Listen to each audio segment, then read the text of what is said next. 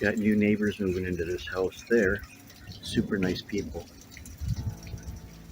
I'm kind of excited about the moving there. The dude's name is Monroe, and they're old folk like me.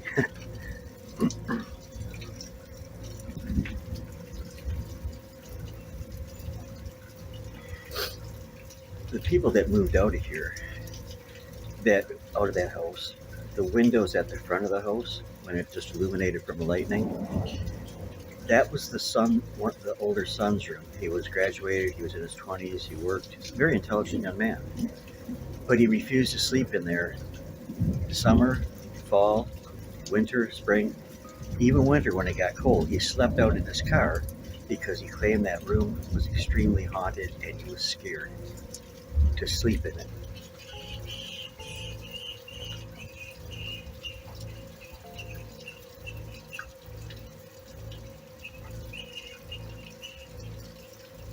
Can you guys hear that? I don't know what kind of a bird that was or is, but that sounds just creepy. I've never heard one like that before.